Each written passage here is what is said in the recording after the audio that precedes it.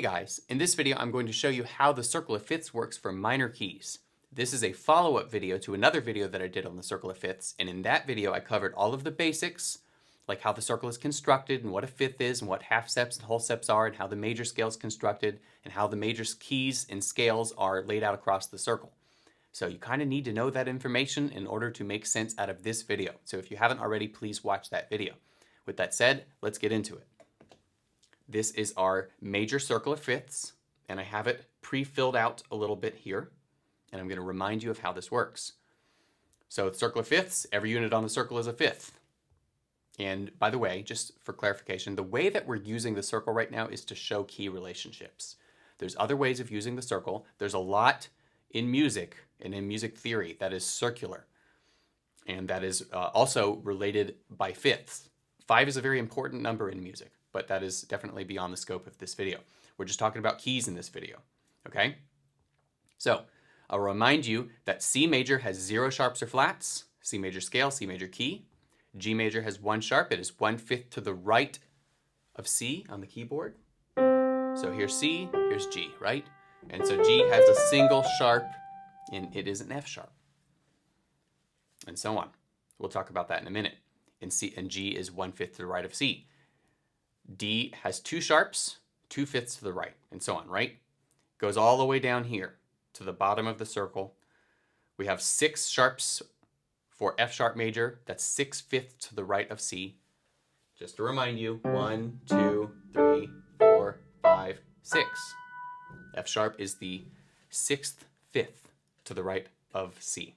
That's kind of hard to say. Anyway, then in the other direction of the circle, we basically do a changeover from sharps to flats. We can't just keep adding sharps because our scale system only has so many notes in it, so we have to basically flip everything to flats and then start decreasing the flats as we go around the circle. And that's the same effect as you keep adding sharps, that's the same as removing a flat. So we convert 6 sharps to 6 flats, and then we start removing flats as we go back up the circle. We're still moving a fifth to the right each time. So you'll notice here on this part right here, there's 7 sharps, right? This is the 7 o'clock position on the circle. But we've converted to flats by now. It's better to think of this key as D flat as opposed to the 7 sharp equivalent, which would be C sharp, okay? So we'll keep doing that all the way up, A flat, E flat, B flat, F, and then C, right? There's your 12 key positions, and I'm only writing the easier, simpler form of the key for the 5 sharps and 5 flats as opposed to 7 sharps and 7 flats. And I'm going to do the same thing for minor scales because you might as well just memorize the thing you're actually going to use, okay? So there's your circle of fifths, and we're going to return back to this in just a second. All right, so I want to remind you of how a major scale is constructed because we basically need to talk about this here a little bit, okay? So major scale has 7 unique notes. And I'm just numbering them right now. So like if you imagine this would be a C scale, you could say C, D, E, F, G, A, B, 7, right?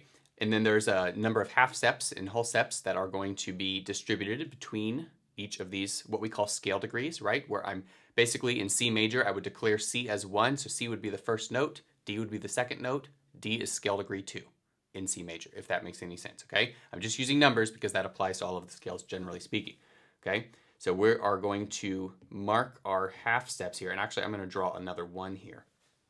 Okay? Half steps and whole steps. So from scale degree 1 to 2, hopefully you remember that that's going to be 2 half steps. 2 to 3, 2 half steps. 3 to 4, 1 half step. 4 to 5, 2. 5 to 6, 2. 6 to 7, 2. 7 to 1, 1. Okay? 2 to 1, 2 to 2, 1. If you watched the previous video, that should be ringing lots of bells. Okay? So here is the interesting thing about the major scale and the way that the order of the way that the whole steps and half steps are laid out here. Okay, here's your major scale. Right? If I made chords out of those notes, hopefully you would agree that it sounds major, right? And major sounds uplifting or happy or whatever. Those are some of the words that we use to describe the major scale. Okay. But believe it or not, if you're not already familiar with minor scales, there is a place in this scale that we could declare as a new first note, and all of a sudden the tonality would shift dramatically. And this concept is what we refer to as the relative minor. So what I'm going to do here is I'm going to back down the scale here. And I'm going to write a couple numbers back there, okay? Oops, let me go back. Not that you need to know these half steps.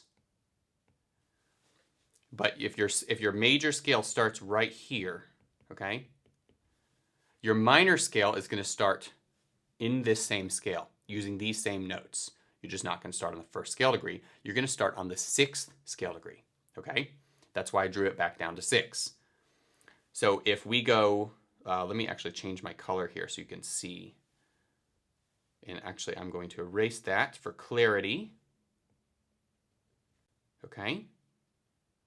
So if we go C, D, E, F, G, A, B, C, right?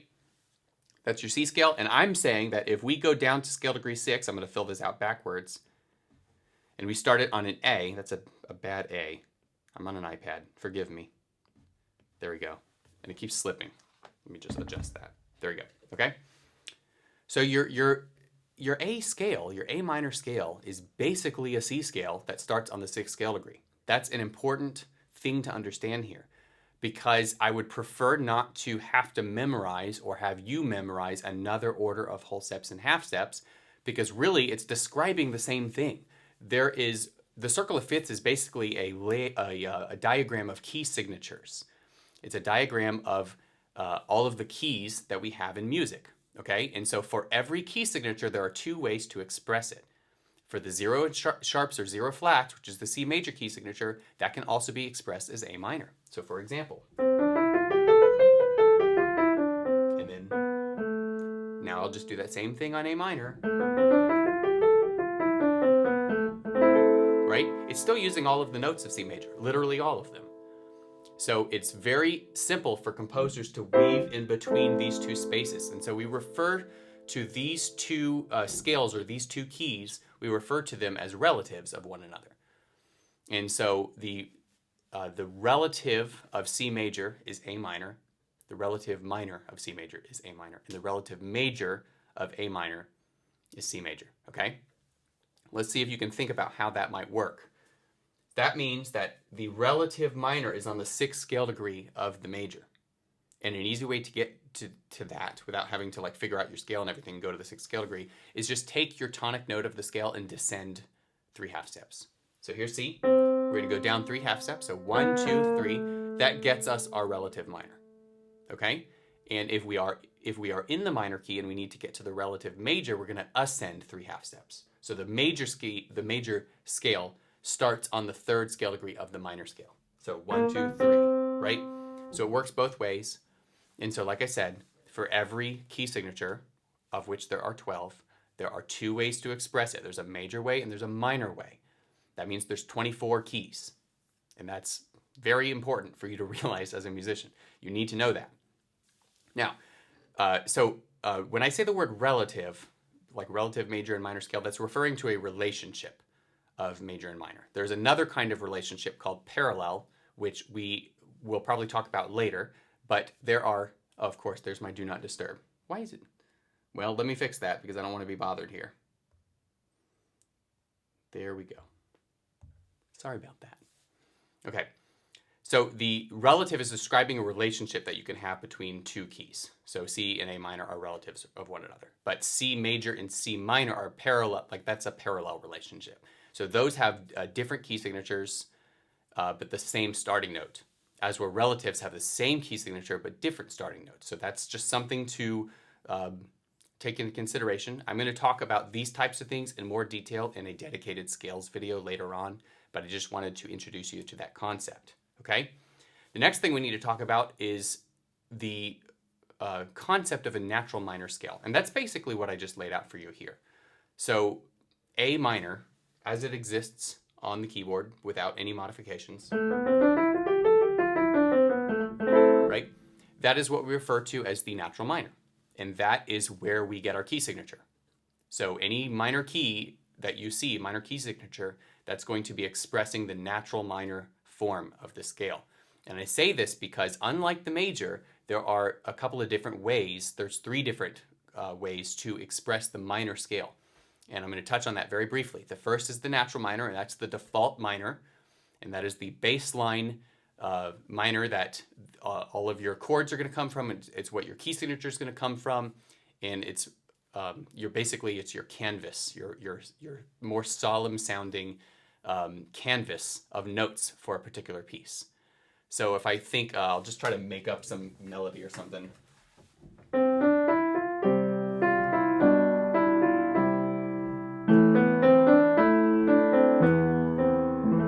Right? I can just move it around a little bit, and all of a sudden it sounds so much more solemn. Okay? So that's using the natural minor. Okay? Now, there are two other forms of the minor scale. One is called the harmonic minor, and one's called the melodic minor. Now, I don't want to get into the particulars of these scales in this video. I'm going to do it in another video, but I did want to mention, at least for the harmonic minor, because you're going to see this like literally all the time, and if you're a pianist, you're going to be practicing the harmonic form of the scale probably more often than the natural form of the scale. So basically what's happening with the harmonic minor is that you're going to add a leading tone to the natural minor scale. Okay, and if you don't know what a leading tone is, it's a raised 7th scale degree. The major scale already includes this. So if you look at a major scale, you'll notice that the 7th note in the major scale is only a half step away from the tonic note, right? But in a minor scale, you'll notice that the 7th scale degree is a whole step away, okay? So this affects the sound of the scale, and this also affects the harmonies that the scale has in it. It's not all about the leading tone, it's really what harmonies include the leading tone. And the most important harmony that includes the leading tone is the 5th chord in each key. So in C major, G major, which is your 5 chord, your dominant chord, right? That includes the leading tone. And so that's what gives your 5 chord its pushing power to your 1 chord. But in A minor, we lack that. So we'll often add a leading tone to A minor. So for that would be, well, if we raise the 7th scale degree, we'd actually raise it to G sharp, right? That's going to affect the 5 chord in A minor. So that would normally be an E minor chord, right? And so if we have a harmonic minor scale, it's going to make the E chord major, and it's going to give you this nice sound, which sounds better than this, right? So basically, long story short, in minor keys, especially classical and romantic and Baroque pieces that are in minor keys, if it's in A minor, you're going to see a lot of G sharps that help reinforce the stability of that minor. Without the G sharps, you wouldn't have that same sound. It basically wouldn't sound like classical music as you know it. And so I think it's important to understand that, because you'll probably be practicing the harmonic form of the scale. And so you might be like, all right, here's A minor, and you'll play. And you'll be like, wow, 1 sharp, and that would be wrong. It does not have 1 sharp in the key signature. That sharp that we added for the harmonic minor is an accidental. And so the harmonic form of the scale, even though we practice it as pianists, we typically will practice it, in music it's an accidental and it's used as needed. The default G in A minor is the regular G, not G sharp. So hopefully that makes sense. It's important that you memorize this scale, whether it has that feature or this one. It's important that you remember that as a 0 sharp, 0 flat key. And then understand that any modifications to it are modifications, okay? All right, let's go back to our circle here. So the next thing that you need to remember, let me make sure I have read your order of sharps and flats, okay? So sharps, that'll be F, C, G, D, A, E, B, and your flats, which will be the inverse of that, right? B, E, A, D, G, C, F. There's 7 of them. They're invertible. The whole circle is invertible. The whole music system is invertible. There's a consistent theme there. Remember that when a key has 4 sharps, for example, E here has 4 sharps, that means it's going to have this one, this one, this one, and this one, the first 4 sharps, which means that the sharps are all consistent. Like any key that has a sharp has an F sharp. Any key that has 2 sharps has an F sharp and a C sharp. So hopefully that makes sense. So using this, you can figure that out. Okay. The next thing to talk about, I want to make sure I don't miss anything. We talked about relative minors. We touched on the other forms of the scale. So the next thing to do is to fill out the minor side of the circle. Like the whole point of this video is to understand the minor side of the circle. There's two ways to do this. I'm going to show you both ways. The first way is to compare each part of the circle to each minor part of the circle, each minor key to its relative major. So we can do that. We'll do that for a few of them, okay? We'll do that for, for example, C major, what the relative of C, which we've already discussed, is A. To find the relative, remember you descend 3 half steps. So you're already on this note, 1, 2, 3, A minor. So we are going to write A minor right here at the 0 sharps position, okay? Well, what about G? 1, 2, 3, we have E minor. Hopefully that makes sense. What about D? 1, 2, 3, B minor. So B minor has 2 sharps.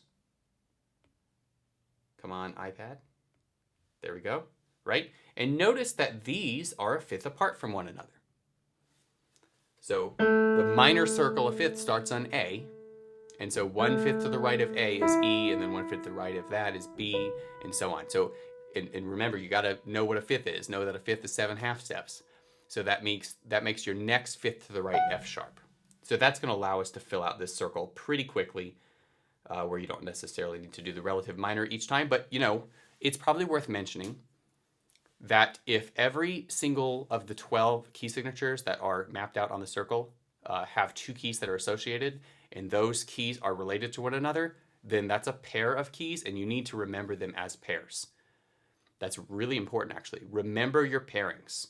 Remember what keys are relatives of one another. And one way you can reinforce that is by practicing that way in your scales, if you need to, is to practice the major and then the relative minor and so on, and reinforce that and build that. Because basically, like, anytime you look at a piece and you see, oh, it's 3 sharps, you can no longer just assume it's in A major. It's not in A major unless it has features of A major, unless it has like cadences and everything in A major, and it's usually going to end with A major. It's usually going to have an A note on the bass note of the very last measure, or something. You know, usually this is the case, right? It's not going to look like that if it's not in A major. It could be an F sharp minor, which is the other option here. So you need to look for features of the minor or features of the major in order to figure out what key your piece is in, which means you need to know the pairings, because anytime you look at a key signature, you need to know, all right, I have 2 options for this key, assuming we're not thinking modally or anything. I have 2 options for this key. Which one is it? And then start looking for features. And as I told you about the whole harmonic minor thing, like, we use the harmonic form of the scale in order to introduce some accidentals or a single accidental to a particular key to help set it up. And that's going to be the 7th scale degree for any of these keys that I'm putting in red here, okay? So for example, if we were in E minor, if we really were in E minor, you're likely going to see some D sharps across the piece. If you were in G major, especially towards the beginning of the piece, like sometimes pieces have B sections and they'll drift off or whatever, but right in the beginning, like if you see D sharps early on, chances are you're not actually in G major, you're going to be in E minor. And if you don't see D sharps, then you are probably in G major. All right, let's keep going. So, B minor. So 1/5 to the right of B minor is F sharp minor. 1, 2, 3, 4, 5, 6, 7, 7 half steps, F sharp minor. That's your 3 sharp position. 1, 2, 3, 4, 5, 6, 7. That's going to be C sharp minor. So that's your 4 sharp position. G sharp minor will be your 5th sharp. I probably should write the little minor, just so you know. Right? So C sharp, 1, 2, 3, 4, 5, 6, 7. G sharp, 1, 2, 3, 4, 5, 6, 7. D sharp. Okay? Now, D sharp, based on the 6 sharps pairing, is the relative of F sharp major. Now, you actually are not going to see D sharp that often.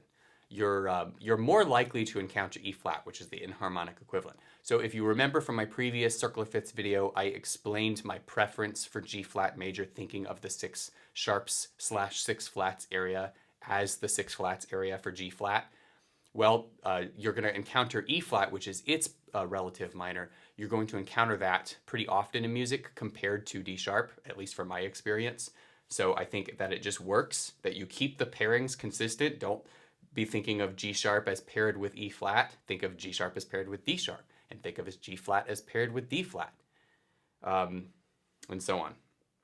Oh, you know what? That is not, I didn't mean to say G sharp. I actually meant to say F sharp. Oh no, I see what I did here. Let me fix that. Really what this is this I can't write. I confused a 6 with a G. That's what it was. So I actually have the correct thing written down here. The F sharp, okay? So D sharp minor and F sharp minor are, D sharp minor and F sharp major are paired, okay? G flat major and E flat minor. And you know what? I should not be writing a capital. I should be doing a lowercase because that's how we write minor keys, right? So E flat minor and G flat major are pairings. So that's what I was trying to say. So don't think of F sharp major as paired with E flat minor, and don't think of G sharp major as paired with D sharp minor, because you're much more, the composer's likely not going to do that. The composer's likely going to just be keeping the key signature consistent. Like, that's the whole point of the relative system, is that the key signature doesn't change. So remember those pairings, and if I have a preference for G flat major for the 6 flats area, that means that I'm also going to have a preference for E flat minor. So that's what I think of when I play those particular scales. Oops, there we go. Oh, I caught it. Okay, next one over. So that means that this is D sharp. So let me back up for a little bit. 5 sharps position would be G sharp. 1, 2, 3, 4, 5, 6, 7. There's your D sharp. 1, 2, 3, 4, 5, 6, 7. Okay, what's this? Well, we are going to call this, well, let's change this over to E flat, right?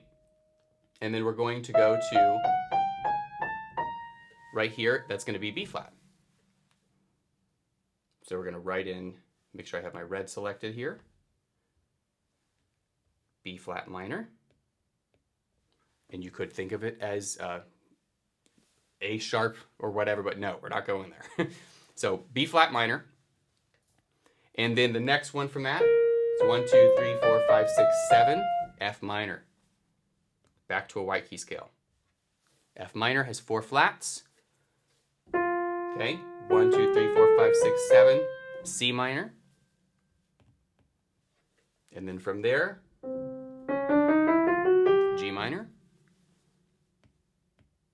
And then finally, D minor completes your circle. Right? There is your fully completed circle with all of the minor keys. And notice they're all related by fifth. There's the flat side of the circle, which is the left side of the circle. That's the counterclockwise direction. There's the sharp side of the circle, clockwise direction, right? It's very consistent with the major keys. It's another set of things to memorize. Yes, that's true. And I think that this is one of the reasons why a lot of teachers, at least as far as pianists go, a lot of teachers teach the music theory system, at least these basics, through the scale system. Because you got to know your scales to understand harmony or any of the other things that you're going to learn in music theory. So we start with the scales, and we start with basically the circle of fifths and how these are related to one another. And we will typically practice in that order to reinforce it. So you want to add your minor keys to that list. And even if you're practicing in the harmonic form of the minor scale, like when I was learning, I was told to just practice the harmonic form of the scale and not worry about the other forms of the minor. Even though I knew what they were, the only minor I really needed to practice was the harmonic form. And I kind of stand by that. I think that if you have to pick a scale to practice, to actually practice on the piano, that the harmonic, of the 3 minors, you should practice the harmonic form, because it's going to be the most ubiquitous, and it's also going to help, and it's got some technical things with that particular scale that are helpful as well. So, but recognize that accidental that you have in your harmonic minor is not part of the key signature. So if you're counting black keys, it's not going to work out. And so you need to know what your natural minor is. So if you are a pianist and you are practicing scales, I have had some students that struggled with this concept, and so sometimes I will recommend that you practice the natural form of the scale and then the harmonic form of the scale. So for example, if we're going to practice, I'll just pick one, G minor, right? right? G minor has 2 flats. It is the relative of B flat major, right? And so if we add the harmonic leading tone to the scale here, there's your 7th scale degree. We'll add an F sharp to it. That's an accidental, right? So you might need to practice this before you can get to this. And that's perfectly okay. I mean, that's better for you, you know? If you need to do that form of the scale, that's totally fine. Okay, let me make sure that I didn't miss anything. There is one, well, there's 2 more things I want to talk about. Okay. One, I kind of briefly talked about how composers move from key to key on the minor side of the circle. So typically, the way that you're often going to see composers move from key to key is they're going to introduce a component of the scale of the key we're trying to actually go to. So for example, if we're in C major and we need to go to G major, you're going to start seeing F sharps. Well, it just so happens that F sharp is the leading tone, it's the 7th scale degree in the key of C. So that's like a natural fit. So in the minor, this is another reason for the harmonic form of the scale. In the natural minor, you're often going to see that accidental as in the one that's outside the key, added for the leading tone. So like if we're trying to go from C major to A minor, well, you're going to start seeing some G sharps usually. What if we're trying to go from A minor to a 5th away? Why am I playing E and saying it's A? If we're trying to go from A minor to E minor, which is a 5th away, well, then you're probably going to start seeing some D sharps in addition to any other modifications to the scale. Okay, so this basically this concept is talking about closely related keys. So like if you look at this section of the circle right here, these are your closely related keys for C. So you could very easily move to G by adding an F sharp. You could very easily move to A minor. I mean, you can just drift down into it and it's further reinforced if you'd be willing to use a G sharp. And you can get to E minor pretty quickly because it's close to G. And same thing for F and D minor. So these are all pretty close to C and it's pretty smooth to move to those keys. So anyway, this is just something that's worth mentioning because you want a practical understanding of music. And so you want to understand how we use leading tones, we use dominant chords of keys to move around where we feel like home is. And so that's another way to think of how the circle is constructed and how to use the circle. Okay. And the last thing I wanted to do is just a quick 5ths demonstration around the circle. So just to show you. So starting from A minor, right? So 0 sharps, 1 sharps would be E. So I'll just do open 5ths for time. So A minor, E minor, B minor, F sharp minor, C sharp minor, G sharp minor. I'm going to call this E flat minor. Okay? I'm going to come back down here. So E flat minor, then we have B flat minor, then we have F minor, and then we have C minor, then we have G minor, and then we have D minor. So if you want to practice those keys, that's how to go around the circle clockwise, and of course you can go around the circle counterclockwise. So that pretty much concludes what I'm going to talk about in this video. In another video, I'll talk more about the particular different kinds of scales. I might even get into modes, which are, if you think of like C major and A minor as related, well, there is a name for the D to D area on the piano. There's a name for the E to E area on the piano, right? We just covered C to C and A to A. So there's other scales that have a different order of whole steps and half steps outside of the major and minor key that still use that order. They just start in a different place. So technically the order would be different because what we start on, the note that we start on in the scale is different. So for example, D minor, that's going to move that half step, or not, I didn't mean to say D. In this mode, this mystery mode, which I'm going to explain in another video, this scale here has a half step occurring sooner in the scale than this one does. Okay? So for every key on the piano, for every key, there's a scale that's associated with it, right? And the ones that fall outside of our major and minor scale system are referred to as modes. So anyway, I'll talk about that in another video, and I'll talk about the different forms of the minor scale and how the harmonies are, how they interact. So anyway, I hope that this version of the Circle of Fifths video, even though I know it was definitely a bit more advanced, I hope that this was helpful to you. And I hope that now you can start practicing your minor scales and your major scales and start understanding all 24 keys in the Western music system. And that's definitely a necessary thing to be a musician. So anyway, hope you found this video helpful, and I will see you in the next one.